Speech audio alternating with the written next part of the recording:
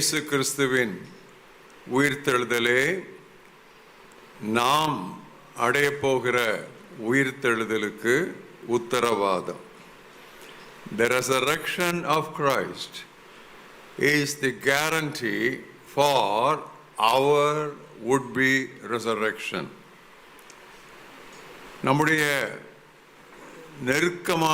நெருங்கிய உறவினர்கள், அதுவும் குறிப்பாக நமது வாழ்க்கை துணை மறைந்து போனால் அது அந்த வழியாக போகும் பொழுது அது ஒரு கண்ணீரின் பள்ளத்தாக்கு தான். ஆனாலும் அப்படிப்பட்ட வேளைகளில்தான் உயிர்த்தெழுதலை குறித்த நம்முடைய நம்பிக்கையை, விசுவாசத்தை அது வலுப்படுத்துகிறது, புதுப்பிக்கிறது. நாம் இப்பொழுது விசுவாசம் விசுவாசம் என்றே பேசிக்கொண்டிருப்போம். ஆனால் உயிர்த்தெழுதல் என்கிற அந்த படிப்பினை நாம் வேதத்திலிருந்து பெற்றுக்கொள்ளும் பொழுது நம்முடைய விசுவாசம் நம்பிக்கையாக மாறுகிறது. Our faith becomes hope. இது ரொம்ப முக்கியமான காரியம். நாம் விசுவாசத்தை பேசுகிற அளவு நம்பிக்கையை பேசுவதில்லை. ஆனால் விசுவாசம் பேசுகிற அளவு நம்பிக்கையை நாம் பேசினால்தான் நம்முடைய கிறிஸ்தவ வாழ்க்கை இன்றோடு இக்காலத்தோடு முடிந்து விடாமல் இனிவரும் மகிமையை நோக்கி நடை போடுகிறதா இருக்கும். உயிர்த்தெழுதல் என்கிற பதம் அல்லது என்கிற சத்தியம் அல்லது என்ற பொருள் புதிய ஏற்பாட்டிலே குறைந்தது 40 முறை வருகிறது. நீங்கள் நன்றாக கவனிக்க வேண்டும். இயேசு கிறிஸ்துவின் பிறப்பு 4 சுவிசேஷங்களிலே 2 சுவிசேஷங்களில் தான் உண்டு, மத்தேயுவிலும் லூக்காவிலும். ஆனால் இயேசு கிறிஸ்துவனுடைய மரணமும் அதிலும் சிறப்பாக இன்னும் விரிவான விளக்கங்களோடு அவருடைய உயிர்த்தெழுதல் 4 சுவிசேஷங்களில் மட்டுமல்ல, நிருபங்களிலும் அவ்வளவு தெளிவாக விளக்கப்பட்டுள்ளது. ஆனால் இந்த நாட்களிலே கிறிஸ்மஸ் என்கிற ஒரு நிகழ்வுக்கும் ஒரு வைபவத்திற்கும் ஒரு கொண்டாட்டத்திற்கும் கொடுக்கப்படுகிற முக்கியத்துவம் ஈஸ்டர் அல்லது உயிர்த்தெழுதலுக்கு கொடுக்கப்படுவதில்லை. ஏதோ ஒரு ஞாயிறு ஆராதனையோடு அது முடிந்துவிடும். ஆனால் கிறிஸ்மஸுக்கு நவம்பர் மாதத்திலேயே கொண்டாட்டம் ஆரம்பித்து விடும், ஆயத்தங்கள் ஆரம்பித்து விடும். எல்லாம் நமக்கு தெரிந்த ஒரு காரியம். அதுதான் இன்றைய கிறிஸ்தவத்தின் பலவீனத்திற்குரிய முக்கிய காரணம். நன்றாக புரிந்து கொள்ளுங்கள். இந்த உயிர்த்தெழுதலை குறித்து புதிய ஏற்பாட்டில் 40 முறை சொல்லப்பட்டிருக்கிறது என்று நான் சொன்னாலும் உயிர்த்தெழுதலை பற்றியே ஒரு அத்தியாயம் உண்டு. அது 1 கொரிந்தியர் 15ஆம் அத்தியாயம். வேத வசனங்களை நானே எடுத்து வாசிப்பேன், ஏனென்றால் அப்பொழுதுதான் அது தெளிவாக இருக்கும். உங்களுடைய வேத புத்தகங்களை 1 கொரிந்தியர் 15ஆம் அத்தியாயத்திற்கு திறந்து வைத்துக் கொள்ளுங்கள். இந்த அத்தியாயத்திலிருந்து கிறிஸ்துவின் உயிர்த்தெழுதல் மூலமாக நம்முடைய ரட்சிப்பு எவ்விதம் பூரண நிலை அடைகிறது, how our salvation becomes complete because of the resurrection of Christ என்பதை இந்த அத்தியாயத்தினுடைய உள்ளடக்கத்திலிருந்து, போதனையிலிருந்து நாம் தெரிந்து கொள்ளலாம். இந்த அத்தியாயத்தில் நம்முடைய கிறிஸ்தவ வாழ்க்கையின் 4 கட்டங்களை, 4 stages of our Christian life, 4 கடைசி காரியங்கள் மூலமாக வெளிப்படுத்தப்பட்டுள்ளது. 8ஆம் வசனத்தில் கடைசியாக அவர் எனக்கு தரிசனமானார், கடைசி தரிசனம், லாஸ்ட் அப்பியரன்ஸ். 26ஆம் வசனத்தில் கடைசி சத்துரு, லாஸ்ட் எனிமி. 45ஆம் வசனத்தில் கடைசி ஆதாம், லாஸ்ட் ஏடம். 52ஆம் வசனத்தில் கடைசி எக்காலம், லாஸ்ட் ட்ரம்பட், கடைசி தரிசனம், கடைசி சத்துரு, கடைசி ஆதாம், கடைசி எக்காலம். இந்த 4 காரியங்களின் அடிப்படையில் கிறிஸ்தவ வாழ்வின் 4 முக்கிய கட்டங்கள், முதல் கட்டம், இடைப்பட்ட கட்டங்கள், முடிவான கட்டம், அதை இன்று உங்களோடு கூட தியானிக்க, விவரிக்க, வியாக்கியானிக்க உங்கள் முன்னால் நான் இருக்கிறேன். முதலாவது 8ஆம் வசனத்தை பாருங்கள். அதில்தான் கடைசி தரிசனம் என்பதை நாம் பார்க்கிறோம். பவுல் அப்போஸ்தலன் எழுதுகிறார், முந்திய வசனத்திலே யாக்கோபு, அதன் பின்பு அப்போஸ்தலர் எல்லாருக்கும் தரிசனமானார் என்று சொல்லிவிட்டு 8ஆம் வசனத்திலே எல்லாருக்கும் பின்பு அல்லது கடைசியாக அகால பிறவி, அகால பிறவினா அகால பிறவி, அதாவது குறைமாத குழந்தையாக அவர் பிறந்திருக்கிறார். 9 மாதத்தில் அல்லது 9 மாத நிறைவில் பிறக்க வேண்டிய குழந்தை 8ஆம் மாதமோ அல்லது 7ஆம் மாதமோ அவர் பிறந்திருக்கிறார், அல்லது 6ஆம் மாதத்தில் கூட பிறந்திருக்கலாம். கால பிறவி. He was born not in due time but before due time. அகால பிறவிய போன்ற எனக்கும் தரிசனமானார். எனக்கு தரிசனமானார் என்று சொல்லாமல் எனக்கும் தரிசனமானார். இன்றைக்கு நீங்கள் நல்லா கவனிக்கணும். நான் மொத்தமாக ஒரு சத்தியத்தை சொல்லி உங்களை அல்லேலியா போட வைக்க மாட்டேன். வார்த்தைக்கு வார்த்தை, வரிக்கு வரி அங்கே சத்திய கருத்துக்கள் இருக்கும். கவனமாக நீங்கள் இந்த செய்தியை பின்பற்றினால் இந்த செய்தி நெடுகவே உங்களுடைய வாழ்க்கையின் முடிவு வரைக்கும் உங்களை நடத்துகிற சத்தியங்களை உங்களுக்கு தருவதாக இருக்கும். 9ஆம் 10ஆம் வசனத்தில் அவர் ஏன் இதை கடைசி தரிசனமாக, கடைசியாக எனக்கு தரிசனமானார் என்று சொல்லுகிறார்? நான் அப்போஸ்தலர் எல்லாரிலும் சிறியவனாய் இருக்கிறேன். தேவனுடைய சபையை நான் உபத்திரவப்படுத்தினதினால் நான் அப்போஸ்தலன் என்று சொல்லப்படுவதற்கு அல்லது பெயர் பெறுவதற்கு கூட நான் தகுதியானவன் அல்ல. ஆகிலும் நான் இருக்கிறது தேவ கிருபையினால் இருக்கிறேன். அவர் எனக்கு அருளிய கிருபை வீணாய் இருக்கவில்லை. அவர்கள் எல்லாரிலும் நான் அதிகமாய் முயற்சித்தேன், முயற்சி எடுத்தேன். ஆனாலும் நான் அல்ல, என்னுடன் இருக்கிற தேவ கிருபையே அப்படி செய்தது என்று சொன்னார். நான் நினைக்கிறேன் பவுல் அப்போஸ்தலன் மட்டுமல்ல, நாம் ஒவ்வொருவரும், உங்களை பற்றி தெரியாது, என்னை பொறுத்த அளவிலே ஆண்டவர் என்னை ரட்சித்திருப்பாரானால், ஸ்டான்லி ஆகிய என்னை ஆண்டவர் ரட்சித்திருப்பாரானால் இந்த உலகத்திலே எவரையும் அவரால் ரட்சிக்க முடியும். இதை நான் வெறும் வார்த்தை அலங்காரத்தினால் என்னை தாழ்மைப்படுத்தி பேசுவது போல் காட்டுவதற்காக அப்படி சொல்லவில்லை. ஏனென்றால் நம்மில் எவருமே ரட்சிக்கப்பட தகுதி உள்ளவர்கள் அல்ல. எவருமே தேவனுடைய வார்த்தையின் வெளிப்பாடு, தேவனுடைய ரட்சிப்பின் வெளிப்பாட்டை பெற்றுக்கொள்ள தகுதி உள்ளவர்கள் அல்ல. ஆனால் பவுல் தீமோத்தேயுக்கு எழுதும் பொழுது 1 தீமோத்தேயு 1ஆம் அத்தியாயம் 14 முதல் 16 வசனங்களை நீங்கள் பார்த்தால் நாம் ஒவ்வொருவருக்கும் தனிப்பட்ட வாழ்விலே இது எவ்வளவு நேர்த்தியாக பொருந்தும் என்பதை நாம் புரிந்து கொள்வோம்.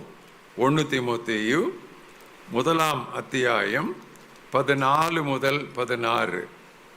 நம்முடைய கர்த்தராகிய இயேசு கிறிஸ்துவின் கிருபையின் மேலுள்ள விசுவாசத்தோடும் அன்போடும் கூட என்னிடம் அது பரிபூர்ணமாய் பெருகிற்று. பாவிகளை ரட்சிக்க கிறிஸ்து இயேசு உலகத்தில் வருகிறார் என்கிற வார்த்தை உண்மையும் எல்லா அங்கீகாரத்துக்கும் தகுதி உள்ளது. அவர்களில் பிரதானமான பாவி நான். அப்படி இருந்தும் பாருங்க, அங்க எழுதுற அதே பாணியிலே இங்க எழுதுகிறார். அப்படி இருந்தும் நித்திய ஜீவனை அடையும்படி இனிமேல் இயேசு கிறிஸ்துவிடம் விசுவாசமாக இருப்பவர்களுக்கு ஓர் எடுத்துக்காட்டாய், ஒரு உதாரணமாய் இருக்கும்படி பிரதான பாவியாகிய என்னிடத்தில் அவர் எல்லா நீடிய பொறுமையையும் காண்பிக்கும்படி நான் இரக்கம் பெற்றேன் என்று சொல்லுகிறார். வேறு வார்த்தைகளிலே இதை நாம் வியாக்கியானித்தால் பவுல் என்ன சொல்கிறார் என்றால், பாவிகளை ரட்சிக்க கிறிஸ்து இயேசு உலகத்தில் வந்தார், அது நல்ல சத்தியம்தான். அதுல என்ன அவர் ரட்சித்தார்? என்னை போய் ஏன் ரட்சித்தார்? ஏன்னா நான் தூஷிக்கிறவனாயிருந்தேன், துன்பப்படுத்துகிறவனாயிருந்தேன், கொடுமை செய்கிறவனாயிருந்தேன். இப்படிப்பட்ட என்னை ஏன் அவர் ரட்சித்தார் என்றால், எனக்கு பிறகு கிறிஸ்துவின் மேல் விசுவாசம் வைக்க போகிறார்கள் அல்லவா, எனக்கு பிறகு கிறிஸ்துவிடம் ரட்சிப்பை பெறப் போகிறார்கள் அல்லவா, அவர்களுக்கெல்லாம் ஒரு எடுத்துக்காட்டாக, ஒரு முன்மாதிரியாக, ஓர் உதாரணமாக இருக்கும்படிதான் என்னை ரட்சித்தார். வேறு வார்த்தைகளில் சொன்னால், என்னை ஆண்டவர் ரட்சிக்க கூடுமானால், பிரதான பாவியாகிய, பிரதான பாவின்னு சொன்னா சும்மா ஒரு வார்த்தை அலங்காரத்திற்காக சொல்லவில்லை. இங்கே உட்கார்ந்திருக்கிற நம்ம யாருமே என்றைக்காவது கிறிஸ்தவர்களை கொண்டிருக்கிறோமா? இங்கே உட்கார்ந்து இருக்கிற யாராவது கொலைகாரராய் சிறைச்சாலைக்கு போய்விட்டு பெயிலில் வந்திருக்கிறீங்களா? இல்லையே. நம்ம யாரையும் கொலையே பண்ணலையே. அவர் எத்தனை பேரை கொலை பண்ணினார்? நாம் யாரும் தேவ தூஷணம் சொன்னோமா? தேவனுக்கு விரோதமாக சில காரியங்களை பேசியிருப்போம், தேவனை விட்டு தூரம் போயிருப்போம். தேவனுக்கு விரோதமாக தூஷணம், கடவுளை கெட்ட வார்த்தை சொல்லி திட்டியிருப்போமா? இயேசு கிறிஸ்துவை தூஷணமான வார்த்தைகள் சொல்லி நாம் விளாசி இருப்போமா? அதெல்லாம் நாம் செய்திருக்க மாட்டோம். அவர் அப்படி செய்தவர். அப்போ அவர் என்ன சொல்றாருன்னா, அப்படிப்பட்ட என்னையே தேவனுடைய கிருபை ரட்சிக்குமானால் என்னை விட ஒரு பெரிய பாவி இந்த உலகத்தில் இருந்திருக்க முடியாது என்று அவர் சொல்லுகிறார். இதை நான் இன்றைக்கு எனக்கு சொல்வேன். என்னையே ஆண்டவர் ரட்சித்திருப்பாரானால், வாலிப பருவத்தில் 16 வயதாக இருக்கும் பொழுது ஸ்டான்லி ஆகிய என்னையே ஆண்டவர் ரட்சித்திருப்பாரானால், இந்த உலகத்தில் ரட்சிக்கப்பட முடியாத வாலிபன் எவரும் கிடையவே கிடையாது. அதை நம்ம ஒவ்வொருவரும் சொல்ல முடியுமே. நம்மேலே தேவனுடைய இரக்கம், தேவனுடைய கிருபை பரிபூர்ணமாய் பெருகிற்று அல்லவா? நாம் பாவத்திலே செத்திருந்தோம். பாவத்திலே செத்திருந்த நம்மை இயேசு கிறிஸ்து தமது உயிர்த்தெழுதலினால் பாவத்திற்கு செத்தவர்களாக மாறினார். We were dead in sins. Christ, because of his resurrection, has made us to be dead to sin. Dead in sin, to dead to sin. பாவத்தில் மரித்திருந்த நம்மை அவர் கிறிஸ்துவுடன் கூட உயிர்ப்பித்து பாவத்திற்கு மரித்தவர்களாக அவர் மாற்றினார். ஒரு நாளிலே ஜான் வெஸ்லி என்கிற தேவ மனிதர் இங்கிலாந்து நாட்டை உலுக்கி அசைத்து, இங்கிலாந்து நாட்டிலே ஒரு பெரிய ஆன்மீக புரட்சியை உருவாக்குவதற்கு தேவனால் பயன்படுத்தப்பட்ட ஒரு மனிதன். அவர் பெயர் ஜான் வெஸ்லி. அவர் தன்னுடைய சகாக்களோடு அல்லது தனது உடன் ஊழியரோடு அவர் வெளியே ஊழியத்திற்கு போகும் பொழுது, காவலர்கள் குடித்து வெறித்த ஒருவனை சாலையிலே, தூசி படிந்த அந்த சாலை தெருவிலே அவனை இழுத்து கொண்டு போனார்கள். அவன் கத்துகிறான். இழுத்து கொண்டு போகிறதுனாலே அவனிடத்தில் ஆங்காங்கே அவனுடைய சரீரத்தில் உராய்வுகளும் காயங்களும் உண்டாகின்றன. அவன் அலற அலற அவர்கள் இரக்கமின்றி அவனை இழுத்து கொண்டு போகிறார்கள். யாருமே அவன் செய்தது தரி என்று சொல்லாவிட்டாலும் அவன் மேல் பரிதாபப்பட்டார். அப்பொழுது ஜான் வெஸ்லி தன்னுடைய 6 ஊழியக்காரரோடு, உடன் ஊழியக்காரரோடு போய்கொண்டிருக்கும் பொழுது நின்று அப்படியே பார்த்து கொண்டு கண்ணீர் வடித்தாராம். அவர் கூட சென்ற ஊழியர்கள் என்ன இவருக்கு என்ன ஆச்சு, நம்ம போய் ஊழியத்துக்கு போக போகிறோம். அவங்க எல்லாம் கவுன் போட்டிருப்பாங்க, அந்த மெதடிஸ்ட் சர்ச்சில் கவுன் போட்டிருப்பாங்க. அவர் மெதடிசத்தை நிறுவியவர். என்னாச்சு இவர் திடீர்னு நின்று இப்படி கண்ணீர் விடுறாரு? அப்போ அவர் என்ன சொன்னாரான்னு தெரியுமா? John Wesley, there goes John Wesley but for the grace of God. தேவனுடைய கிருபை மட்டும் இல்லாதிருந்திருக்குமானால் அதோ இழுத்து செல்லப்படுகிறான் அல்லவா, அதுதான் ஜான் வெஸ்லி என்று சொன்னார். புரியுதா உங்களுக்கு? எங்க ஒரு அல்லேலூயா சொல்லுங்க. அதுதான், இதுதான் நாம் அல்லேலூயா சொல்ல வேண்டிய ஒரு கட்டம். இன்றைக்கு நாம் இருப்பது தேவனுடைய கிருபையினால். இருப்பது மட்டுமல்ல, நாம் இயங்குவதும் தேவனுடைய கிருபையினால். கடைசியிலே அவர் எனக்கு தரிசனமானார். The last appearance. இது நம்முடைய ரட்சிப்பை பொறுத்த அளவிலே நாம் நீதிமானாக்கப்படுதலை குறிக்கிறது. This last appearance passage speaks about or refers to our justification. நான் சொன்னேன், ரட்சிப்பின் 4 கட்டங்களுக்கும் இந்த 4 கடைசி காரியங்கள் தெளிவான போதனையை தருவதாய் அமையும் என்று சொன்னேன். முதல்ல அந்த வார்த்தைகளை நான் தெளிவாக நினைவில் வைத்துக் கொள்ளுங்கள். அப்போ ரட்சிப்பு என்று சொல்லும் பொழுது அதன் முதல் கட்டம் நீதிமானாக்கப்படுதல். Justification is the first stage of salvation. இரண்டாவது 26ஆம் வசனத்துக்கு வாங்க. எல்லா சத்துருக்களையும் தமது பாதத்திற்கு அவர் கீழ்ப்படுத்தி போடும் வரை அவர் ஆளுகை செய்ய வேண்டும்.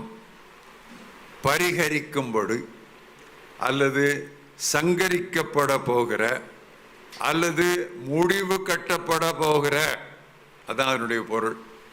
கடைசி சத்துரு, இறுதியான எதிரி, அது மரணம், அது சாவு. ஏன் கிறிஸ்து மரித்தார் தெரியுமா? நாம் நித்தியமாக மரிக்காதிருப்பதற்காக கிறிஸ்து மரித்தார். Christ died so we may not sin and we may not die forever. என்னுடைய குறிப்பில் எழுதி வைத்திருக்கிறேன், a believer's last day is his best day. விசுவாசியின் உயிர் போகும் நாள்தான் அவன் உன்னதம் ஏகும் நாள். The last day of a believer is his or her best day.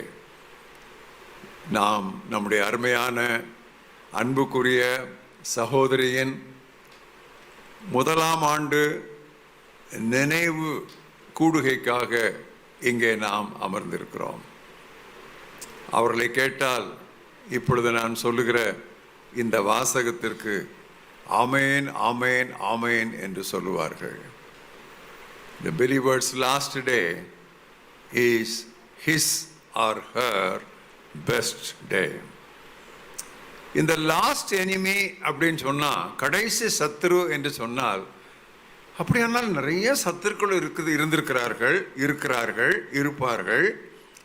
அந்த பட்டியலிலே இந்த மரணம் என்பது கடைசி எதிரி என்றுதானே நாம் அதை புரிந்து கொள்ள வேண்டும். கடைசி எதிரி என்று சொன்னால் ஏராளம் எதிரிகள் அங்கே வரிசைப்படுத்தப்படுவார்கள். அது நிறைய உண்டு. இந்த உலகத்திலே எத்தனை மனிதரும் எத்தனை விசுவாசிகளும் இருக்கிறார்களோ அத்தனை எதிரிகள் இந்த உலகத்திலே உண்டு. எண்ணிலடங்கா எதிரிகளை கொண்ட ஒரு உலகம் இது. அது பிசாசனுடைய தூதர்களும் அவனது சக்திகளும். நான் இப்பொழுது உங்கள் முன்னால் 3 முக்கியமான எதிரிகள், நாம் நெடுகவே சந்தித்து கொண்டிருக்கும் 3 முக்கியமான எதிரிகளை உங்கள் முன்னால் வைக்க விரும்புகிறேன், நிறுத்த விரும்புகிறேன். ஒன்று 31ஆம் வசனத்தில் பாருங்கள். கூடிய மட்டுக்கும் இந்த செய்தியை முழுவதுமாக 1 கொரிந்தியர் 15 நான் எடுப்பேன். நான் அனுதினமும் சாகிறேன். நான் அனுதினமும் சாகிறேன். எதை குறித்து அவர் சொல்லுகிறார்? நம்முடைய சொந்த மாம்ச பலத்தை குறித்து அல்லது மாம்சத்தை குறித்து அப்படி சொல்லுகிறார். ஏனென்றால் அப்போஸ்தலன் பவுல் ரோமர் 6ஆம் அத்தியாயத்திலே மாம்சத்துக்கும் ஆவிக்கும் இடையில் உள்ள தீராத போராட்டத்தை குறித்து எழுதுகிறார். நம்ம எல்லாருக்கும் அது நன்றாக தெரியும். எனக்குள்ளே ஒரு போராட்டத்தை நான் காண்கிறேன். நல்லது செய்ய வேண்டும் என்கிற விருப்பம் எனக்கு இருக்கிறது. ஆனால் நல்லது செய்ய போதுமான பலம், சக்தி, வன்மை என்னிடத்தில் இல்லை. அப்படியானால் நான் விரும்புகிறதை செய்யாமல் விரும்பாததை செய்கிறேன். அது என்னுடைய மாம்சத்துக்கும் என்னுடைய ஆவிக்கும் இடையிலே நடக்கிற தொடர் போராட்டம், இடையறா போராட்டம். அதைத்தான் இங்கே பவுல் குறிப்பிடுகிறார். நான் தினமும் சாகிறேன். பொருள் என்ன? நீங்கள் பாவத்திற்கு செத்து அவரோடு சிலுவையில் அறையப்பட்டு நீதிக்கு பிழைத்திருக்கிறவர்களாக எண்ணிக்கொள்ளுங்கள். அப்போ இதுல என்னன்னு சொன்னா, அந்த பழைய மனுஷன் நம்மை விட்டு ஒழிந்து போவதில்லை, அது நம்மை விட்டு நீக்கப்படுவதில்லை. நாம் அதன் வல்லமையிலிருந்து விடுவிக்கப்படுகிறோம். நன்றா புரிந்து கொள்ளுங்க. இது அநேக விசுவாசிகளுக்கு இதில் ஒரு பெரிய கேள்வியும் போராட்டம் உண்டு. The old nature or the old man is not eradicated from us, but we are emancipated from it. நாம் நம்மிலிருந்து அதை ஒழிக்கப்படுவதாக, ஒழிக்கப்பட்டு விட்டுவிட்டதாக நாம் நினைக்க கூடாது. அது சத்தியம் அல்ல. அது நம்மோடு தான் இருக்கும். நாளுக்கு நாள் புதிய மனிதன் புதுப்பிக்கப்பட்டு கொண்டே இருக்கிறான். பழைய மனிதன் நாளுக்கு நாள் நான் சாகிறேன் என்பதனால் அவனை பலமிழக்க செய்து கொண்டே இருக்கிறோம். புரியுதா உங்களுக்கு? என்னுடைய தமிழ் உங்களுக்கு புரியுதா புரியலையா? தமிழ் தானே பேசுகிறேன். கொஞ்சம் கொஞ்சம் கொஞ்சம் நல்ல தமிழில் பேசுறதுக்கு முயற்சி பண்ணுறேன், அவ்வளோதான். ஏன்னா கிறிஸ்தவங்க பேசுகிற தமிழ் இன்னைக்கு இந்துக்களுக்கெல்லாம் புரியவே புரியாது. வேற ஏதோ ஒன்று பேசுவோம் நம்ம. நீங்களும் உங்களுடைய தேவனுடைய செய்திகளை மற்றவர்களுக்கு பகிர்ந்து கொள்ளும் பொழுது, குறிப்பாக கிறிஸ்தவர் அல்லாத நண்பர்களுக்கு நீங்கள் பகிர்ந்து கொள்ளும் பொழுது, கூடிய மட்டுக்கும் நல்ல புழக்கத்தில் இருக்கிற நல்ல தமிழை பயன்படுத்த முயற்சி செய்யுங்கள். அதில் எப்படி பழக முடியும் என்றால், தொலைக்காட்சி நிகழ்ச்சியை பார்க்க வேண்டும். எப்பொழுது பார்த்தாலும் மொபைல்லே உட்கார்ந்து இருக்கக்கூடாது. நல்ல தமிழ் செய்திகளை பார்க்க வேண்டும். தினமணி போன்ற பத்திரிகைகளை வாசிக்க வேண்டும். நான் அப்படி படித்து வாசித்து தான் என்னுடைய தமிழை நான் மேம்படுத்திக் கொள்கிறேன். புரியுதா உங்களுக்கு? நம்மெல்லாம் தமிழுங்க தானே. அப்போ நம்முடைய தாய்மொழியை நாம் மேம்படுத்திக் கொள்ள வேண்டும். ஸோ பவுல் என்ன சொல்கிறார் என்றால், எனக்கு உள்ளான மனுஷன், எனக்குள்ளே இருக்கிற மாம்சத்துக்கும் என்னுடைய ஆவிக்கும் இடையிலே நெடுகவே ஒரு போராட்டம். It's a non-stop struggle. It is an inner conflict that never ends, day in and day out. அது இருந்து கொண்டே இருக்கிறது. அதனால நான் என்னுடைய பழைய மனுஷன், பழைய சுபாவம் செத்து விட்டதாக எண்ணிக்கொள்ளுகிறேன். சாகல, அப்படி எண்ணிக்கொள்ளுங்கள் இருக்கு. Reckon that your old man is crucified and he is dead. இதுதான் நாம் இன்றைக்கு நமக்கு எதிராக இருக்கிற நம்முடைய மாம்சம். அடுத்த எதிரி, அடுத்த சத்துரு 33ஆம் வசனம். நான் அத்தியாயம் சொன்னாமல் வசனம் சொன்னால் அது 1 கொரிந்தியர் என்று அர்த்தம். ஏனென்றால் உங்களுடைய புக் மார்க் ரிபனையோ உங்களுடைய புக் மார்க் கார்டையோ நீங்கள் அதில் வைத்திருக்கிறீர்கள் என்று நான் யூகிக்கிறேன், நம்புகிறேன். 33ஆம் வசனம். மோசம் போகாதிருங்கள், ஆகாத உரையாடல்கள், ஆகாத தொடர்புகள் நல்ல ஒழுக்கங்களை கெடுத்துவிடும் அப்படின்னு சொல்றார். இது என்ன? ஈவில் கம்பெனின்னு இருக்கு இங்கிலீஷில். அவர் 32ஆம் வசனத்தில் இந்த ஈவில் கம்பெனிக்கு, இந்த ஆகாத தொடர்புகள் உறவுகளுக்கு என்ன பெயர் சொல்றார் தெரியுமா? நான் எபேசுவிலே துஷ்ட மிருகங்கள், கொடிய விலங்குகளோடு போராடினேன் என்று மனிதர் பேசுகிற விதமாய் நான் பேசுகிறேன் அப்படின்னு சொல்றார். சொல்லிட்டு தான் அடுத்த வசனத்தை சொல்றாரு, ஆகாத உறவுகள், ஆகாத தொடர்புகள், ஆகாத உரையாடல்கள் நல்ல ஒழுக்கங்களை கெடுக்கும் என்று சொல்லுகிறார். இது என்ன தெரியுமா? நாம் இருக்கிற உலகம் பொல்லாங்கானது. இந்த உலகத்தில் தேவனுக்கு பிரியமில்லாதவைகளை செய்கிறவர்கள் தான் அதிகம். இந்த உலகத்திலே கேட்டுக்கு போகிற வாசல் வழியாய் விரைகிற திரள்கள் தான் அதிகம். இந்த உலகத்திலே நாம் கிறிஸ்தவர்கள் மட்டும் சிறுபான்மையினர் என்று சொல்ல முடியாது. விசுவாசிகள் கிறிஸ்தவர்களிலும் சிறுபான்மையினர். புரியுதா? Christians are a minority. Among Christians, believers are an absolute minority. மிகவும் சிறுபான்மையினர் அவர்கள். புரியுதா? அப்போ 3% கிறிஸ்டியன்ஸ் சொல்லி சொல்லுவோம். அந்த 3% கிறிஸ்டியன்ஸில் 2% வந்து ரோமன் கேத்தலிக்ஸ், மீதி 1% தான் கிறிஸ்டியன்ஸு. அந்த 1% கிறிஸ்டியன்ஸில் பாதி பேர் நான் பெண்டிகாஸ்டல்ஸ், இல்லை பாதி பேர் நான் பெண்டிகாஸ்டல்ஸ் இல்லை, 70% நான் பெண்டிகாஸ்டல்ஸ். கிறிஸ்தவ பெந்தேகோஸ்தே அல்லாதவர்கள் 75%, பெந்தேகோஸ்தையினர் 25%, இல்லையா? அப்படி இந்த பெந்தேகோஸ்தே அல்லாத திருச்சபைகளிலே ரட்சிக்கப்பட்டோர் 10%, 20% அல்லது 20 விழுக்காடு அல்லது 30 விழுக்காடு இருப்பாங்க. அவ்வளோதான். அது பாருங்க, எங்க அப்படி அந்த கிராஃப் இறங்கிட்டே வரும் பாருங்க. அப்போ பெந்தேகோஸ்தே சபைகளில் இருக்கிறவங்க எல்லாரும் விசுவாசிகளா? அதை குறித்து எனக்கு சற்று வித்தியாசமான அபிப்பிராயம் உண்டு. அப்பா அம்மா ரட்சிக்கப்பட்டிருக்கிறாங்க, அப்பா அம்மா போகிற கோயிலுக்கு போகணுன்னு பையனும் வருவான், பொண்ணும் வரும். நாளடைவிலே எல்லாரும் ஞானஸ்நானம் எடுக்கிறத பார்த்து அது ஞானஸ்நானம் எடுத்துரும். அது ரட்சிக்கப்பட்டிருக்கான்னு சொல்லி தெரியாது, அது இன்னும் இஷ்மவேலாக இருக்கும். அவரை முக்கியம் எடுத்துருப்பாங்க. உள்ளே போகும்போது அவன் காஞ்ச பாவியாக போய் வெளியே வரும்போது நனைஞ்ச பாவியாக வருவான். அவ்வளோதான். ஸோ பெந்தேகோஸ்தே சபைகளுக்குள்ளும் ரட்சிக்கப்படாத சிலர் இருக்கத்தான் செய்வாங்க. அது இருக்காதுன்னு சொல்லி ஓங்கி சொல்ல முடியாது. என்னுடைய அனுபவ அறிவிலிருந்து நான் அதை சொல்ல மாட்டேன். ஆனால் எல்லாரும் அப்படி இருக்கணும்னு சொல்லி விசுவாசியில் இருக்கணுமா விரும்புகிறோம். நான் என்ன பாயிண்ட்டுக்கு வர்றேன்னா, நம்மை சுற்றிலும், நல்லா கவனிங்க, நம்மை சுற்றிலும் துன்மார்க்கருடைய ஆலோசனை, பாவிகளுடைய வழி, பரியாசக்காரருடைய இருப்பிடம் அதான் நிறைஞ்சிருக்கு. இந்த அத்தியாயத்திலே அவர் அதை சொல்றார் பாருங்க. அந்த போது பாருங்க, இவ்வுலக வாழ்வுக்காக மட்டும் நாம் கிறிஸ்துவின் மேல் விசுவாசம், நம்பிக்கை வைத்திருந்தால் எல்லா மனிதரை விட நாம் பரிதாபத்துக்குரியவர்களாய் இருப்போம், பரிதபிக்கப்படத்தக்கவர்களாய் இருப்போம்னு எழுதுறார். இன்னைக்கு உலகமே எப்படி தானே? இட்ஸ் அ மெட்டீரியலிஸ்டிக் வேர்ல்டு தானே. உலகத்தினுடைய தாற்பயம் என்ன?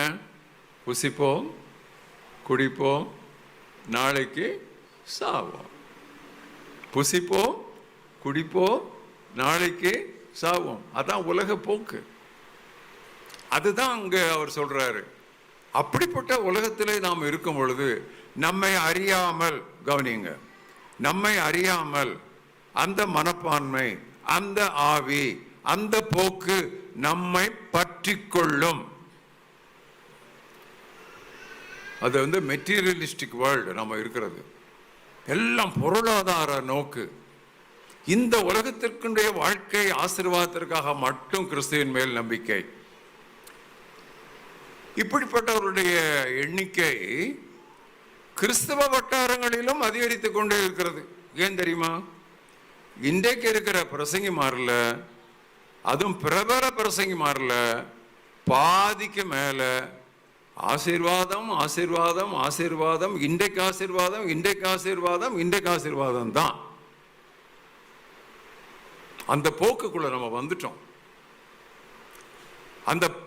அந்த பாங்கு தான் இன்னைக்கு நம்மை பாதித்திருக்கிறது. டிவியில முக்கவாசி அதுதான். அது வேற சுவிசேஷம். இயேசு கிறிஸ்துவின் சுவிசேஷம் அப்படி அல்ல. இவ்வுலக ஆசிகளுக்காக மட்டும் நாம் கிறிஸ்துவின் மேல் நம்பிக்கை வைத்திருந்தால் எல்லா மனிதரை விட நாம் பரிதபிக்கப்படத்தக்கவர்கள் என்று சொல்லி பவுல் 2000 ஆண்டுகளுக்கு முன்பாக ஆணி அறைந்தாற்போ தன்னுடைய வசனத்திலே, தன்னுடைய நிருபத்திலே எழுதி வைத்திருக்கிறார்.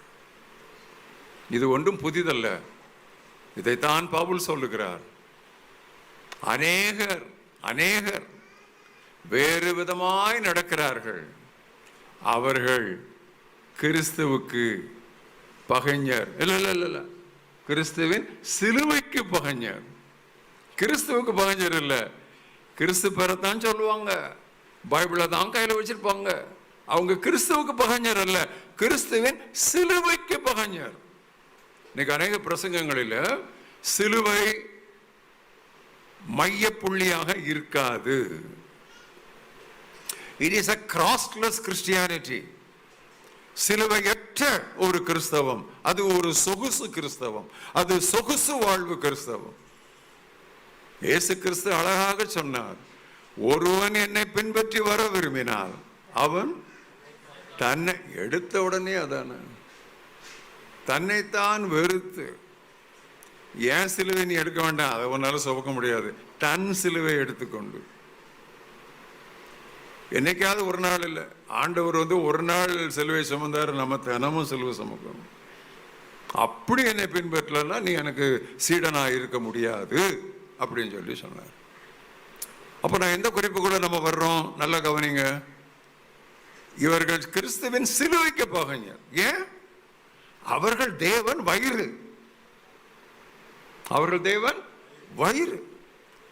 அவர்கள் பூமிக்குரியவைகள் அல்லது இவ்வுலகுக்குரியவைகளையே சிந்தித்து அவைகளையே பிரசங்கித்து வருகிறார்கள்.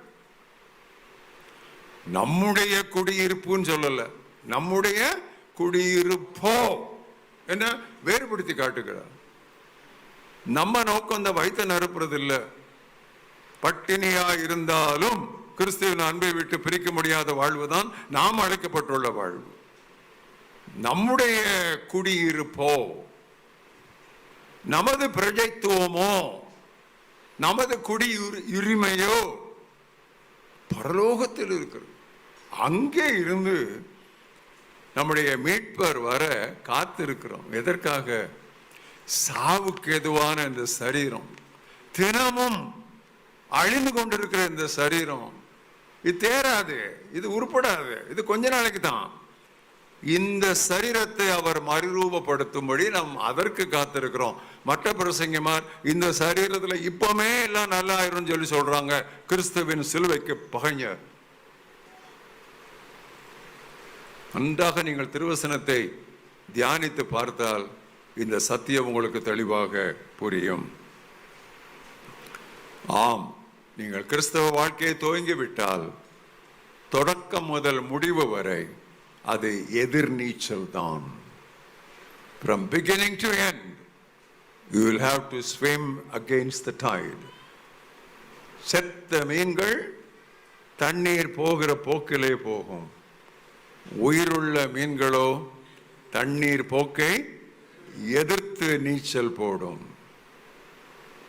எதிர்நீச்சல் போடும் பொழுது அதிக களைப்பாகும், அதிக கடினமாக இருக்கும், சக்தியெல்லாம் போய்விட்டது போல் தெரியும். ஆனால் அதுதான் கிறிஸ்தவ வாழ்வு.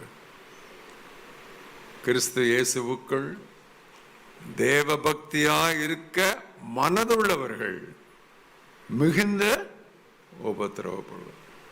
தேவபக்தியாக இருக்க ஆரம்பித்தவர்கள் அல்ல, மனதுள்ளவர்கள். நீ கிறிஸ்து இயேசுக்குள்ள கொஞ்சம் பக்தியா இருக்கணும்னு சொல்லி உனக்கு ஒரு டிசைர் வந்தாலே போதும், தொலைஞ்சா அங்கேயே நீ என்ரோல் பண்ணிட்ட for a life of suffering. இன்னொரு எனிமி, அது ரோமர் 8:31 பவுல் சொல்லுகிறார், யார் உங்களை குற்றப்படுத்த முடியும்?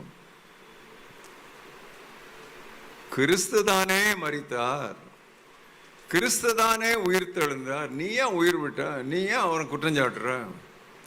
நம்மை குற்றம் சாட்டும் சக்திகள், குற்றம் சாட்டும் நபர்கள் இந்த உலகத்தில் ஏராளம். ஆவியானவர் குற்றம் சாட்ட மாட்டார், அவர் குற்ற உணர்வு தரமாட்டார், அவர் பாவ உணர்வு தருவார்.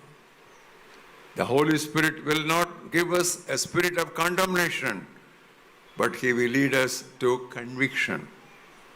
பாவ உணர்வுக்கும் குற்ற உணர்வுக்கும் உள்ள வேறுபாட்டை புரிந்து கொள்ள கிறிஸ்தவர்கள் தவறுவதால் தான் பல சமயங்களிலே சோர்வுண்டாக்கும் அம்புகளுக்கு அவர்கள் பலியாகிறார்கள். எனக்கு பிரியமானவர்களே, உங்கள் மேல் குற்றம் சாட்டுகிறது உங்களுடைய மனதாக கூட இருக்கலாம், அல்லது உங்களுடைய மனைவியாக இருக்கலாம், உங்களுடைய கணவராக இருக்கலாம், உங்களுடைய பிள்ளைகளாக இருக்கலாம், உங்களுடைய உறவினராக இருக்கலாம், உங்களுடைய சபை சக விசுவாசிகளாக இருக்கலாம். தேவன் தெரிந்து கொண்டவர்கள் மேல் குற்றம் சாட்டுகிறவன் யார்? சவால் விட்டு கேட்கிறார். நீ யார் செத்த அவனுக்காக? அவனுக்கு செத்தவர் இன்னொருத்தர், அவரே அவன் மீது குற்றம் சாட்டாமல் அவனுக்காக பரிந்து பேசிக் கொண்டிருக்கிறார். நீ யாருடா அவன் மேல நீ குற்றம் சாட்டுகிறது? சாத்தானுக்கு மறுபெயர் என்ன தெரியுமா? சகோதரர் மீது குற்றம் சாட்டுகிறவன். அப்பப்போ வந்து குற்றம் சாட்டுகிறவன் அல்ல, இரவும் பகலும் சகோதரர் மீது குற்றம் சாட்டுகிறவன். ஒரு முடிவு அவனுக்கு வரப்போகிறது. அந்த முடிவு வருகிற வரைக்கும் அவனுடைய சக்திகளும் அவனுடைய சகாக்களும் நம்மை குற்றம் சாட்டிக் கொண்டே தான் இருப்பார்கள். ஆனால் நாம் நிச்சயித்திருக்க வேண்டியது என்னவென்றால், நாம் உறுதியாக பற்றி கொண்டிருக்க வேண்டியது என்னவென்றால், மரணமோ ஜீவனோ தேவதூதர்களோ மற்ற சக்திகளோ தேவனுடைய அன்பை விட்டு எங்களை பிரிக்க மாட்டாது, பிரிக்க முடியாது. அதுதான் சரியான மொழியாகும். பிரிக்க முடியாது என்பது எனக்கு தெரியும் என்றல்ல, பிரிக்க முடியாது என்று நிச்சயித்திருக்கிறேன். புரியுதா உங்களுக்கு? அந்த அஷூரன்ஸ்குள்ள நாம் கிறிஸ்தவ வாழ்க்கையை வளர வேண்டும். இதில் நாம் பார்த்த நம்முடைய சொந்த மாமிசம் என்பது இன்டர்னல் எனிமி, உள்ளான சத்துரு. நாம் பார்த்த ஈவில் கம்பெனி, ஆகாத உறவு என்பது சோஷியல் எனிமி, சமூக வாழ்வில் உள்ள எதிரி. கடைசியாக பார்த்த இந்த கண்டம்னேஷன், அது டிமானிக் ஈவில் எனிமீஸ். ஆம், கடைசியான இந்த சத்துரு எதனை குறிக்கிறது என்றால், நம்முடைய பரிசுத்தமாகுதலை குறிக்கிறது. ரட்சிப்பு எங்க துவங்குதுன்னு சொன்னேன்? ரட்சிப்பு எங்க துவங்குதுன்னு சொன்னேன்? இல்ல, எங்க எங்க துவங்குது? ஜஸ்டிபிகேஷன். தம்பி கரெக்டா சொல்றான். ரட்சிப்பு எங்க துவங்குது? நாம் நீதிமானாக்கப்படுதலில் துவங்குகிறது. முந்திய நொடிப்பொழுது அவன் ஒரு படுபாவி, அடுத்த நொடியிலேயே அவன் நீதிமான். பாவம் அறியாத அவர் நமக்காக பாவத்தை சுமந்தார் என்றல்ல, அவரே பாவம் ஆனார். எனவே நீதி அறியாத நாம் அவரோடு கூட அவரால் நீதியாக்கப்பட்டிருக்கிறோம். புரியுதா உங்களுக்கு? இப்படிதான் புதிய ஏற்பாட்டை நம்ம படிக்கணும். இப்படி படிச்சாதான் நாம் புதிய ஏற்பாட்டு கிறிஸ்தவர்கள் என்று சொல்லப்பட முடியும். எனவே நீதிமானாக்கப்படுதலில் துவங்குகிற ரட்சிப்பு என்றும் கிறிஸ்தவ வாழ்வு பரிசுத்தமாகுதல் என்கிற பாதை வழியாக நெடுகவே கண்டினியூஸ் ப்ராசஸ். இது தொடர்ந்து நடக்கிற ஒரு அனுபவம். இப்போ நம்ம 3வது ஸ்டேஜுக்கு வர்றோம். நான் உங்களை ஸ்டேஜ் பை ஸ்டேஜ் அப்படியே கொண்டு போகிறேன். மோட்ச பிரயாணம் மாதிரி நீங்கள் வாசிருப்பீங்க. மோட்ச பிரயாணம் அது இப்படி தான் ஸ்டேஜ் பை ஸ்டேஜ் வரும். அதை நான் வெறுமனே வசனத்திலிருந்து உங்களுக்கு நான் விளக்குகிறேன். 45ஆம் வசனம் என்ன சொல்லியிருக்கேன்? வசனத்தை மட்டும் சொன்னால் அது என்ன? 1 கொரிந்தியர் 15 பாருங்க. அந்தபடியே முந்திய மனிதனாகிய ஆதாம் ஜீவ ஆத்துமா அல்லது உயிருள்ள ஆத்துமா ஆனான் என்று எழுதியிருக்கிறது.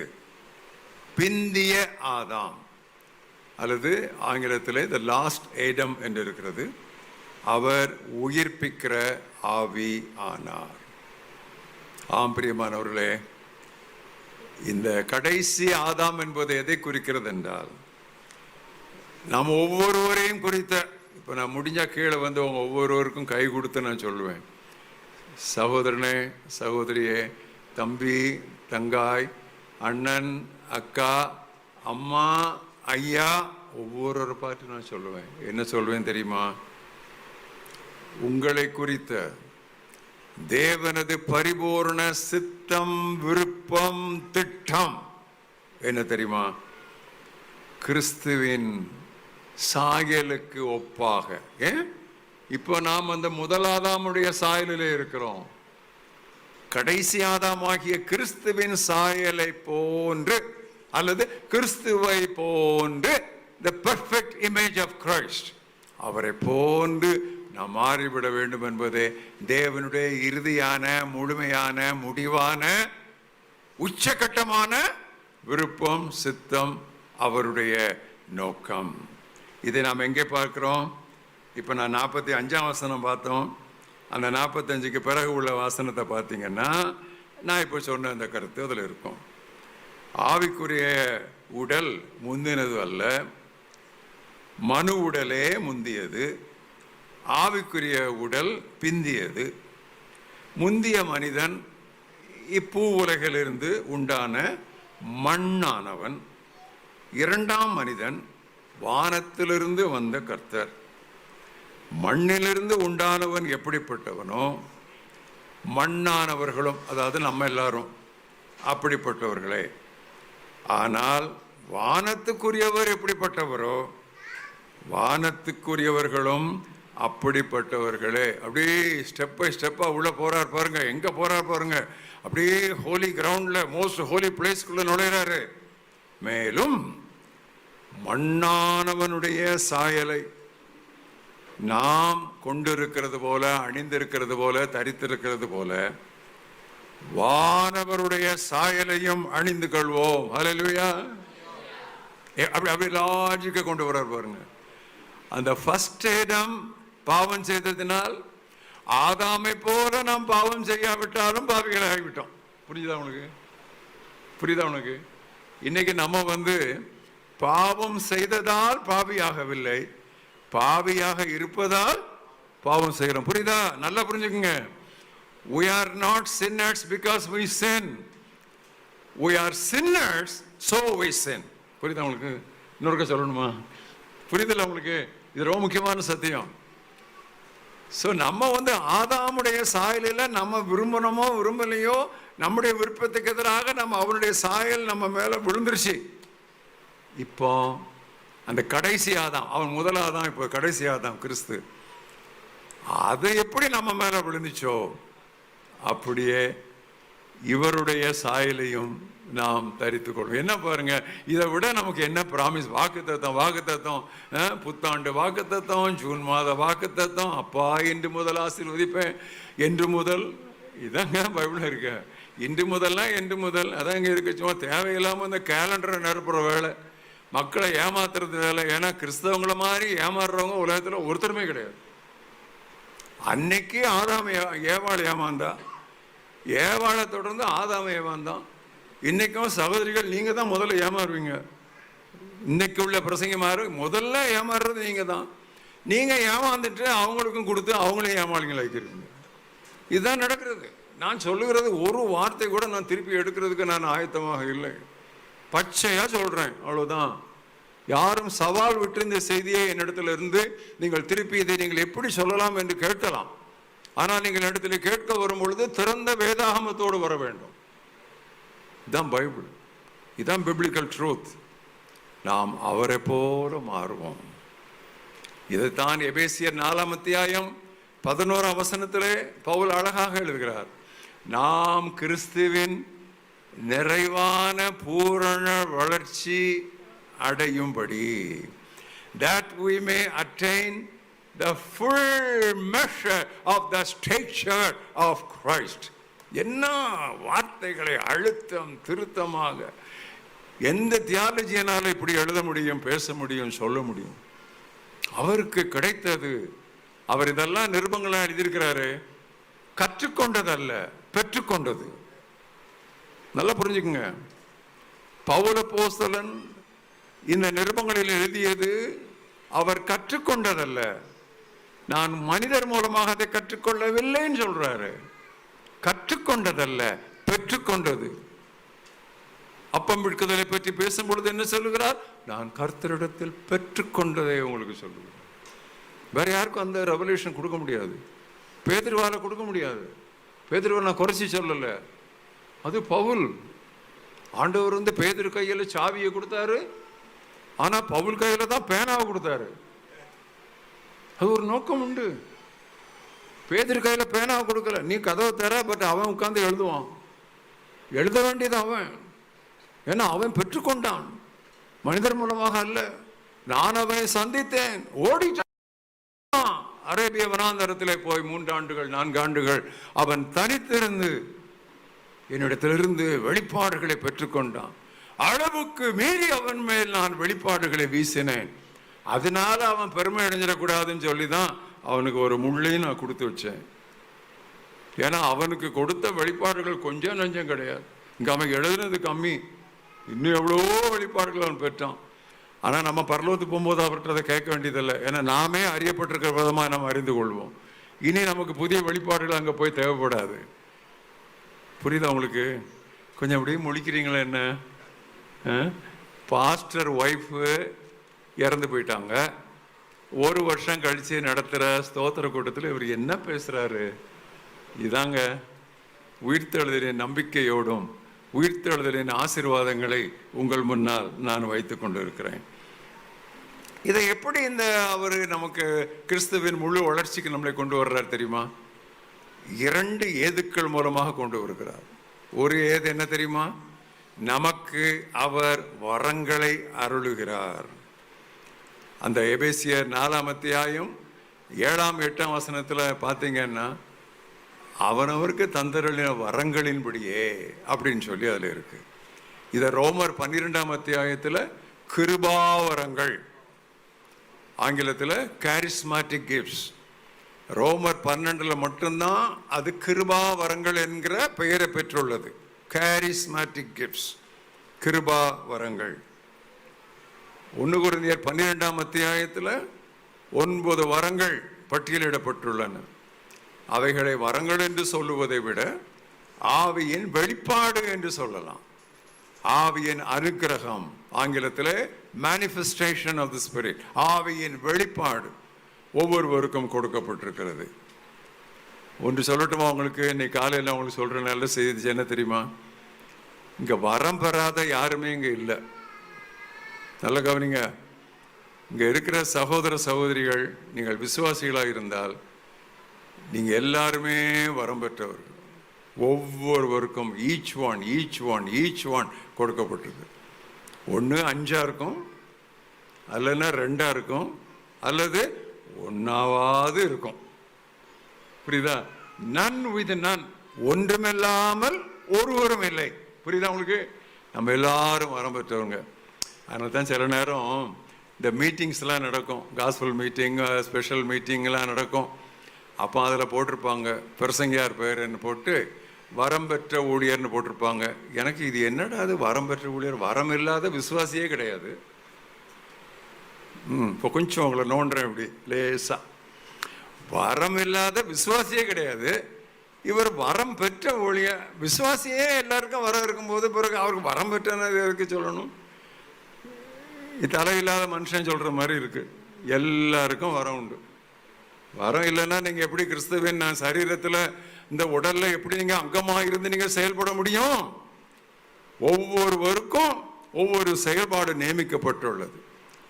தலையானது காலை பார்த்து வேண்டான்னு சொல்ல முடியாது, சரியா? காது கண்ணை பார்த்து அல்லது காது மூக்கை பார்த்து நீ எனக்கு வேண்டான்னு சொல்ல முடியாது. எல்லாரும் தேவனுக்கும் தேவை, நாமும் ஒருவருக்கொருவர் தேவை. இது ஒன்று. அடுத்தது எபேசியர் 4:13 பார்த்தீங்கன்னா, அவர் சிலரை அப்போஸ்தலராகவும், சிலரை தீர்க்கதரிசிகளாகவும், சிலரை சுவிசேஷகராகவும், சிலரை மேய்ப்பராகவும் போதகராகவும் அவர் ஏற்படுத்தினார். எதுக்கு? கிறிஸ்துவின் நிறைவான வளர்ச்சிக்கு சபையாரை கொண்டு வருவதற்காக. அப்ப இந்த முதல்ல நான் சொன்னதுக்கும் இதுக்கும் என்ன வித்தியாசம்? முதல்ல சொன்னது கிஃப்ட்ஸ் டு men, மனிதருக்கு வரங்கள். இரண்டாவது சொன்னது மனிதராகிய வரங்கள். First gifts to men, secondly gifts as men. the gifts to men எல்லாருக்கும் உண்டு. பட் gifts as men அது ஒரு சிலருக்கு கொடுத்து வச்சிருக்கிறாரு. அவங்க தான் பிரத்யேகமாக தேவனுடைய திருச்சபையிலே அவர்கள் செயல்படுவதற்காக கூடுதல் கிருபைகளோடும் வரங்களோடும் ஏதுக்களோடும் பலத்தோடும் அபிஷேகத்தோடும் அவர் பயன்படுத்தி வருகிறார். சரியா? நான் ஒரு ஸ்டேட்மெண்ட் எழுதியிருக்கேன், அதை இப்போ உங்களுக்கு சொல்லுவேன். நான் உங்களை சிலர்லாம் ஊழியக்காரங்க இருக்கிறீங்க. The ministry of every minister is to make every believer a minister. தமிழில் சொல்கிறேன். ஒவ்வொரு ஊழியக்காரனின் ஊழியமும் ஒவ்வொரு விசுவாசியையும் ஊழியனாக மாற்றுவதாகவே இருக்க வேண்டும். மறுபடியும் சொல்கிறேன். ஒவ்வொரு விசுவாசியையும் ஒரு ஊழியனாக மாற்றுவதே ஒவ்வொரு ஊழியக்காரனின் ஊழியமாக இருக்க வேண்டும். நாங்கள்லாம் ஊழியக்காரர், நீங்கள்லாம் சோம்பேறிகள் அப்படி இல்லை. எல்லாரும் கர்த்தருக்கு ஊழியம் செய்யணும். ஆண்டவர் தன்னுடைய சீஷர்களை அழைக்கும் பொழுது என்னை பின்பற்றி வாருங்கள், நான் உங்களை ஆசீர்வதிப்பேன்னு சொன்னாரா? இல்லை. என்னை பின்பற்றி வாருங்கள், நான் உங்களை மனிதரை பிடிக்கிறவர்களாக்குவேன். வேறு வார்த்தைகளில் சொன்னால், என்னை பின்பற்றி வாருங்கள், நான் உங்களை ஆசீர்வாதமாக மாற்றுவேன். ஆசீர்வதிப்பேன்கிறது அங்கே இல்லவே இல்லை, அது வேற உபதேசம். ஆண்டோட்ட வாங்க, எல்லா ப்ராப்ளம் துவங்க தான் செய்யும். ஆண்டோட்ட வந்தால் என்னிடத்தில் வாருங்கள், உங்களை நான் ஆசீர்வாதமாக நான் மாற்றுவேன் அப்படின்னு சொல்லி ஆண்டவர் சொன்னார். நல்லா கவனிங்க. நீங்கள் ஒவ்வொருவரும் கர்த்தருக்கு ஊழியம் செய்யும்போது ஏதோ ஒரு விதத்தில் அண்டை வீட்டாருக்கு நற்செய்தியை பகிர்ந்து கொள்வது, அருகாமையில் உள்ள அயலக வீடுகளுக்கு கிராமங்களுக்கு செல்லுவது, பேச முடியாவிட்டால் சுவிசேஷ கைப்பிரதிகளை முடிந்த இடங்களிலெல்லாம் போய் விநியோகிக்கிறது. பிரதர், இப்போல்லாம் ட்ராக்ஸ் வாங்க மாட்டேங்கிறாங்க, தூக்கி எறிஞ்சிடுறாங்க. என்ன செய்வாங்க? அந்த பேப்பரை அப்படி கசக்கி, நீங்கள் கொடுக்குற அந்த பேப்பரை டிராக்டை அப்படி கசக்கி உங்கள் முகத்தில் எறிவாங்க. பேப்பர் பால் எரிஞ்சு யாராவது சாவானா? உங்களை கொல்ல முடியுமா? பேப்பரை எரிஞ்சு கொல்ல முடியுமா? மிஞ்சி போனால் அதானே செய்வான். அல்லது உங்கள் முன்னாலே கிழிப்பான். பரவாயில்லையே, அவன் தான் முதல்ல மறந்துடுமோ? யார் அதிகமாக சுவிசேஷத்தை எதிர்க்கிறார்களோ சரித்திரம் சான்று சொல்லும், சபை சரித்திரம் சான்று சொல்லும். யார் அதிகமாக எதிர்க்கிறார்களோ அவர்களே அதிகமாக சுவிசேஷத்தை எடுத்துரைப்பவர்களாக மாறுவார்கள். The fiercest opponents of the gospel would become the most powerful exponents, proponents of the gospel. இதயத்தில் பதித்து வைத்துக் கொள்ளும். இப்பொழுது பேசுகிற இந்த செய்தி ஒளிப்பதிவு செய்யப்படுகிறது. இது ஆண்டவருக்கு சித்தமானால் சீக்கிரத்தில் யூடியூபில் பதிவேற்றம் பெறும். நான் ஒரே நேரத்தில் நீங்கள் இதை புரிஞ்சிக்க முடியாது, ஆனால் நீங்கள் புரிந்து கொள்ளணும். ஏன்னா பாலை கொடுக்கறதுக்கு நான் உங்களுக்கு வரல. அந்த காலத்தில் பாலாவது கிடைச்சது. இப்போ பாலில் தண்ணி ஊற்றுறாங்க. அது ஒரு 10 வருஷத்துக்கு முன்னால் பாலில் தண்ணி ஊற்றுனாங்க. இப்போ அதுவும் மோசமாயிடுச்சு. பாலில் தண்ணி ஊற்றலை, தண்ணியில் பால் ஊற்றுறாங்க. வாட்டரி மில்க் போய் இப்போ மில்கி வாட்டர் வந்துருச்சு. புரியலையோ? புரியுதில்ல? அப்போ தான் சமைக்குது. இப்போ இன்னும் பாஸ்டர் ஸ்பூன் ஃபீடிங், கரண்டி வச்சு கொடுத்துட்டு இருக்கணும். மாம்சத்தை சாப்பிட வேண்டிய டைமில் பாலை கூட உங்களுக்கு குடிக்க முடியலன்ட்டு எச்சரிக்கிறேன். ஸ்பூன் ஃபீடிங்கில் ரொம்ப நாள் இருந்தீங்கன்னா அடுத்த ஸ்டேஜ் என்னன்னு சொல்லி நான் தீர்க்கதரிசனம் சொல்லட்டுமா? Tube feeding. குழாய் வழியாக தான் போகணும் அடுத்த ஸ்டேஜ். நிறைய பேருக்கு அந்த ஸ்டேஜ் வந்துருச்சு. ஐசியூவில் இருக்கிறீங்க. சர்ச்சு ஹாஸ்பிட்டல் ஆயிடுச்சு. சர்ச்சு ஹாஸ்பிட்டல் கிடையாது. Church training ground for soldiers to be sent into the battlefield. போர்க்களத்திற்கு விசுவாசிகளை பயிற்றுவித்து அனுப்புவதற்கு திருச்சபையானது பயிற்சிக்களமாக இருக்க வேண்டும். It should be a training ground. ஏன் இவ்வளோ ஆவேசத்தோட பேசுறீங்க? எங்கள் பாஸ்டர் உங்களுக்கு எதுவும் கோபமா? இல்லை, ரொம்ப பிரியம், அதான் வந்தேன். ஏன்னா எங்கள் கல்லூரி வளாகத்தில் நாங்கள் உருவாக்கின ஜெபக்குழுவில் ரட்சிக்கப்பட்டு வளர்ந்தவராச்சுது. ஸோ அந்த பாசம், அந்த இரத்த பாசம், அதனால தான் வந்தேன். ஏன்னா அவர் எனக்கு தெரியும், அவருடைய இதய துடிப்பு என்னன்னு தெரியும். எவ்வளோ பெரிய சபை வச்சிருக்கிறாருங்கிறது எனக்கு கேள்வியே கிடையாது. அவருடைய இதய துடிப்பு எனக்கு தெரிஞ்சதுனால தான் நான் இன்னைக்கு இந்த செய்தி கொடுக்க வந்தேன். நல்லா புரிஞ்சுக்கங்க, கர்த்தர் உங்களை அழைத்த இந்த அழைப்பு மிகவும் பெரியது. கிறிஸ்துவின் நிறைவான வளர்ச்சிக்கு வரும்படி, இந்த கிறிஸ்துவை போலங்கிற இந்த பொருளில் 1972ஆம் வருஷத்துலேருந்து நான் பேசிகிட்டு இருக்கேன். ஆசீர்வாத இளைஞர் இயக்கம் தஞ்சாவூரிலே பண்டிதர் தோட்டம் என்கிற ஒரு வளாகத்தில் ஆண்டுதோறும் ஆண்களுக்கென்று ஆசீர்வாத முகாமும் பிளஸ்ஸோ, பெண்களுக்கென்று உயிர்மீட்சி முகாமும் ரிவைவோ நடத்தி கொண்டிருந்த சரித்திரத்தை உங்களிலே முதியோர் பலர் அறிந்திருப்பீர்கள்.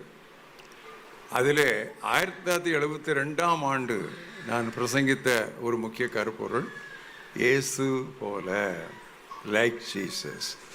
அதில் ஒரு பாட்டு கூட நாங்கள் ஏற்றினோம், நமக்கு தெரிஞ்ச அந்த மெட்டில், அந்த ராகத்தில்.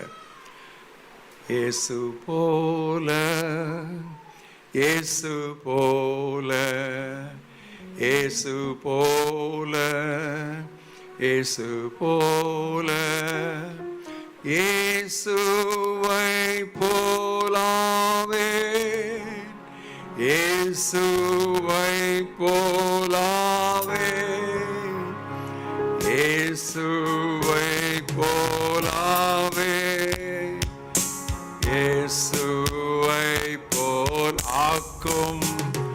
Like Jesus, like Jesus, like Jesus, like Jesus, like Jesus, like Jesus, like Jesus, like Jesus. I would be like Jesus. I would be like Jesus. I would be like Jesus. Lord, make me like Jesus. எல்லாம் எழுந்து தமிழ் அந்த பல்லவி பாடுவோம். எல்லாம் எழுந்துருங்க, எல்லாம் எழுந்துருங்க. ஒரு ஜெப சிந்தையோடு இந்த பல்லவி படுத்திக் கொள்ளுங்க. இதுவே உங்களுடைய வாழ்க்கையின் பல்லவியாகவே மாறிவிடட்டும்.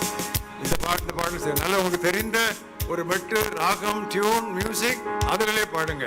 இயேசு போல, இயேசு போல, இயேசு போல, இயேசு போல, இயேசு போல, இயேசு போல, இயேசு போல, இயேசு போல, இயேசுவை போல் ஆவே, இயேசுவை போல் ஆவே, இயேசுவை போல் ஆவே, இயேசுவை போல் ஆவே.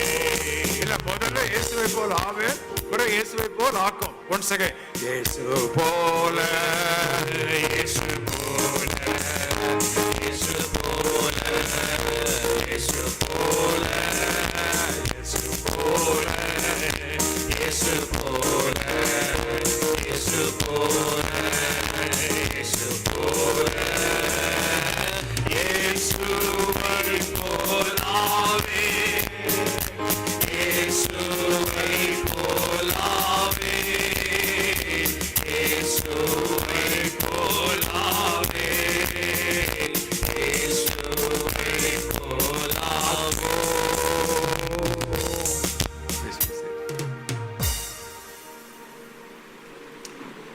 ஆம், இந்த கடைசி ஆதாம் என்பது, the last Adam, speaks of our conformation or conformation, CONFORMATION, transformation, அவரை போல் மாறுதல், அவருடைய சாயலாகவே மாறிவிடுது. இந்த சாங்டிஃபிகேஷன் இருக்குல்ல, பரிசுத்தமாகுதல், இப்படி படிப்படியாக ஏறி ஏறி ஏறி அது எங்கே போய் நிறைவடையுதுன்னு சொன்னால் இயேசுவை போலவே நாம் மாறிவிடுகிறோம். எனக்கு ஒரு சின்ன சம்பவம் எனக்கு ஞாபகம் வருகிறது. அதை நான் சண்டே கிளாஸில் எனக்கு எங்கள் டீச்சர் சொல்லி கொடுத்தாங்க.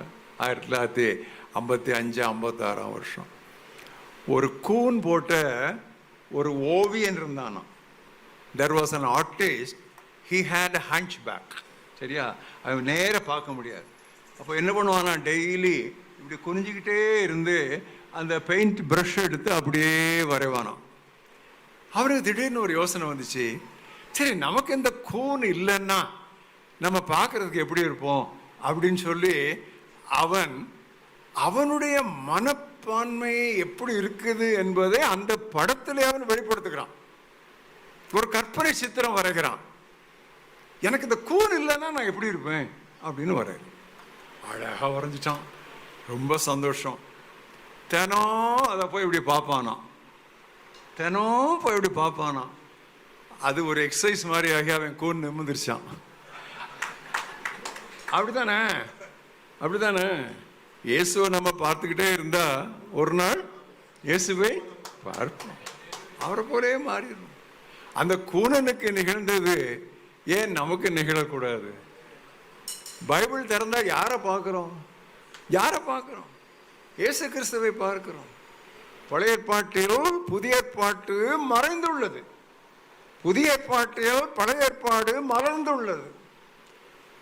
இரு ஏற்பாடுகளும் தேவனுடைய இரு உதடுகளாய் அவருடைய குமாரனாகிய இயேசு கிறிஸ்துவை மையப்படுத்தி நமக்கு முன்னிறுத்துகின்றன.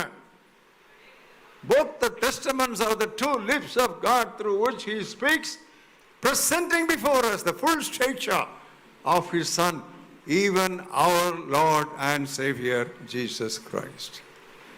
இப்பொழுது நாம் 4வது கடைசி காரியத்திற்கு செல்லுவோம். 52ஆம் வசனம். 52ஆம் வசனம். எக்காளம் தொனிக்கும்,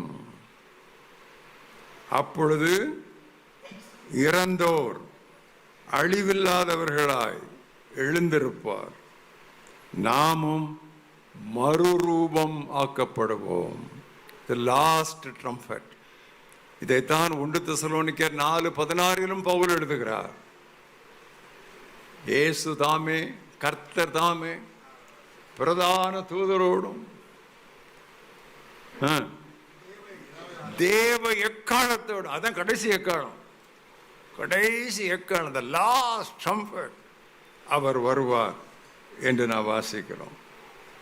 இந்த நேரத்தில் நல்ல கவனிங்க, ஒரு பரிசுத்த பூமியிலே நின்று கொண்டு நான் பேசுகிறேன், ஒரு பரிசுத்த பூமியிலே உட்கார்ந்து கொண்டு நீங்கள் இதை கேட்கிறீர்கள். At that moment, I won't even say that minute na konjam long, that moment, that very moment, அந்த நொடிப்பொழுதிலே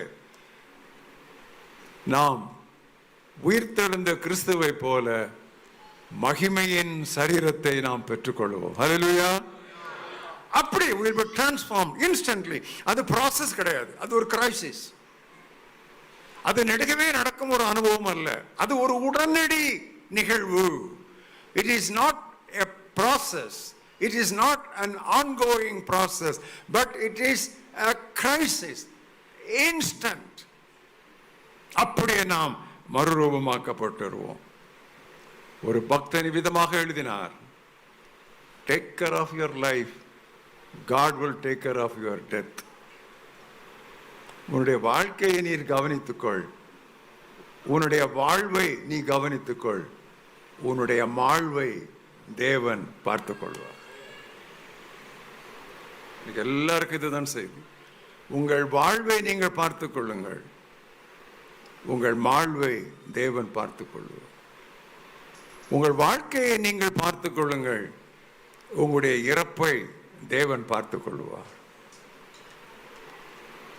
இதைத்தான் 2 கொரிந்தியர் 3ஆம் அத்தியாயம் 17-18 அவ்வளவு ஒரு பெரிய எதிர்பார்ப்போடு, a holy audacious expectation, Pavul என்ன எழுதுகிறார் பாருங்கள். 3ஆம் அத்தியாயம் 17-18 வசனம். அப்படி துள்ளலாம் போல இருக்கு எனக்கு இதை நான் உங்களுக்கு பிரசங்கம் பண்ணும்போது. என்னுடைய ஆவி எனக்குள்ளே அவிதமாக பூரித்திருக்கிறது. கர்த்தரே ஆவியானவர். கர்த்தருடைய ஆவி எங்கே உண்டோ அங்கே விடுதலை உண்டு. அது எந்த விடுதலை? அதுக்கு முன்னால பார்த்தீங்கன்னா அந்த பழைய ஏற்பாட்டு பிரமாண கொள்கையில் இருந்து விடுதலை. நம்ம அடிக்கடி இதை பாவத்திலிருந்து விடுதலை, பாவத்திலிருந்து விடுதலை, ஒரு ஒழுங்கும் கட்டுப்பாடும் இல்லாமல் கூச்சல் போடுறது, அதுக்கு அதை நம்ம பயன்படுத்துகிறோம். அது இல்லை. இதில் விடுதலை உண்டுன்னா என்ன? முன்னால் உள்ள வசனங்களை பாருங்க. அந்த முக்காடு நீங்கிறது, அந்த பழைய ஏற்பாட்டு பிரமாணங்கள் போகிறது. அந்த ஆவியானவர், அந்த கர்த்தருடைய ஆவியானவர் எங்கே உண்டோ அங்கே அவை எல்லாவற்றிலிருந்து நமக்கு விடுதலை உண்டு அப்படின்னு சொல்லிட்டு நாம் எல்லாரும் திறந்த முகமாய் கர்த்தருடைய மகிமையை கண்ணாடியில், இப்போ கண்ணாடியில் தான் பார்க்குறோம் இல்லை? we are seeing as if in a mirror. பிம்ப கண்ணாடியில் பார்க்கிறது போல் தான் நம்ம இப்போ பார்க்குறோம். ஆனால் ஒரு நாளிலே முகமுகமாய் நாம் அவரை பார்ப்போம்.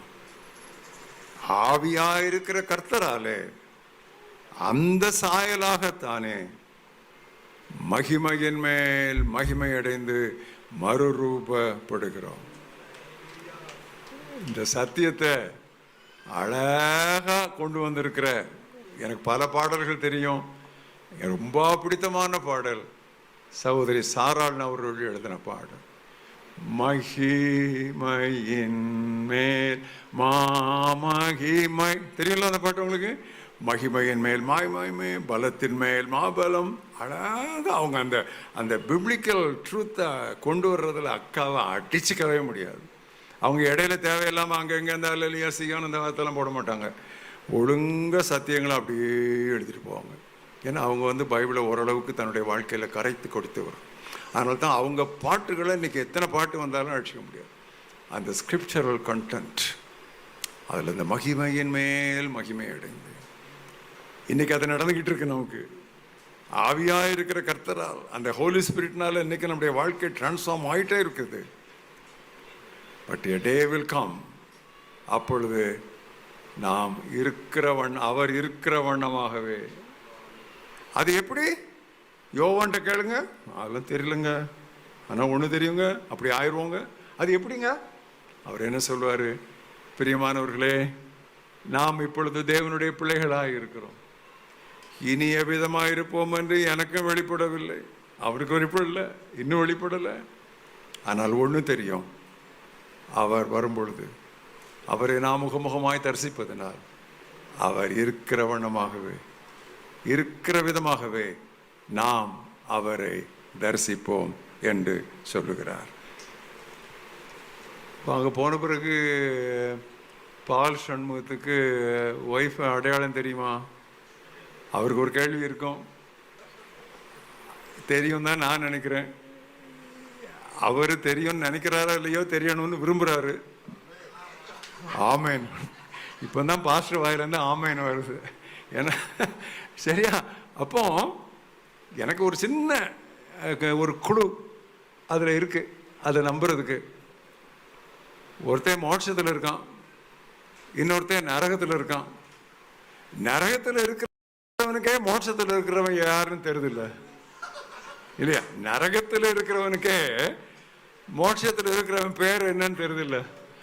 அவன் பேர் மட்டும் இல்லை, அவன் யார் மடியில் உட்கார்ந்துருக்கான்னா அந்த ஆள் பேரும் தெரியல. அதனால நான் நம்புகிறேன், ஒருத்தருக்கு ஒருத்தர் நம்ம யாருன்னு தெரியும். ஆனால் அவர்கள் கணவனும் மனைவியுமாக இருக்க மாட்டார்கள், தேவதூதர்களை போல் இருப்பார்கள். இதுதான் நம்முடைய ரட்சிப்பின் முடிவான கட்டம், மகிமை அடைதல், குளோரிஃபிகேஷன். இப்போ பாருங்க, அந்த 4 கட்டங்களையும் உங்கள் கண் முன்னால் கொண்டு வாருங்க. கடைசி தரிசனம், ரட்சிப்பின் துவக்கம், ஜஸ்டிஃபிகேஷன், நீதிமானாக்கப்படுதல். கடைசி சத்துரு, கடைசி எதிரி, கிறிஸ்தவ வாழ்வின் தொடர்ச்சி, பரிசுத்தமாகுதல், சாங்டிஃபிகேஷன். லாஸ்ட் ஏடம், கடைசி ஆதாம், சாயலாக மறுரூபப்பட்டு கொண்டே இருத்தல், மாறிக்கொண்டே இருத்தல். கடைசி எக்காலம், குளோரிஃபிகேஷன், மகிமை அடைதல். எனவே எல்லாம் எழுமுங்க. எனவே எல்லாரும் எழுங்க. 1 கொரிந்தியர் 15. பைபிளை மூடாதீங்க. அவங்க எழும்புதானே சொன்னேன், அதுக்குள்ளே மூடுறீங்களே. இன்னும் டைம் இருக்கு. இன்னுமா பிரசங்கத்தை நீட்ட போறீங்க? இல்லை, பிரசங்கத்தை முடிக்க போறேன். நீங்க எழுவுங்க. எல்லாம் பைபிள் தரங்க. 1 கொரிந்தியர் 15 நம்ம இப்போ தியானித்து கொண்டிருக்கிற அந்த அத்தியாயத்துக்கு திருப்புங்கள். பக்கத்தில் இருக்கவங்க பைபிள் கொண்டு வர மறந்துருந்தாங்கன்னா அவங்களுக்கு பைபிளை காட்டுங்க. பைபிளில் பாருங்க. பைபிளை பாருங்க. பார்க்கணும். உங்கள் சொந்த கண்ணால் நீங்கள் அதை பார்க்கணும். அந்த எழுத்துக்களை பார்க்கணும். அங்கே தான் விசேஷமே இருக்குது. அந்த இப்படிலாம் சொல்லிட்டு கடைசியில் இந்த அத்தியாயத்தை எப்படி முடிக்கிறார்? ஆகையால் எனக்கு பிரியமான சகோதரரே, இத்தனை ஆசீர்வாதங்கள் இதில் உள்ளடக்கப்பட்டிருப்பதால், ஜஸ்டிஃபிகேஷன், சாங்டிஃபிகேஷன், கன்ஃபார்மேஷன், குளோரிஃபிகேஷன். ஆகையால் எனக்கு பிரியமான சகோதரரே, கர்த்தருக்குள் நீங்கள் எடுக்கிற முயற்சிகள் வீணாய் போகாது என்று நீங்கள் அறிந்து உறுதிப்பட்டவர்களாகவும் அசையாதவர்களாகவும் கர்த்தருடைய செயல்பாடுகளிலே, கர்த்தருடைய ஊழியங்களிலே எப்பொழுதும் இன்னும் கூடிக்கொண்டே பெருகிக்கொண்டே இருப்பவர்களாக இருப்பீர்களாக அப்படின்னு முடிக்கிறார். இப்போ எல்லாம் சேர்ந்து அந்த வசனத்தை வாசிப்போம். ஆகையால் எனக்கு பிரியமான சகோதரரே, கர்த்தருக்குள் நீங்கள் படுகிற பிரயாசம் விருதாவாயிராதென்று அறிந்து நீங்கள் உறுதிப்பட்டவர்களாயும் கர்த்தருடைய கிரியிலே எப்பொழுதும் பெருளாயும் இருப்பீர்களா. இதை நன்றாக அறிந்த பவுல் அப்போஸ்தலன் தான் என்ன சொன்னார்? உங்களிலே நற்செயலை துவங்கியவர் கர்த்தராகிய இயேசு கிறிஸ்துவின் நாள் வரை அதை முடித்து தீர்ப்பார் என்று முழு நிச்சயமாய் நம்பியிருக்கிறேன். I am assured that God who has begun a good work in you, justification, will complete it as glorification until the day of Jesus Christ.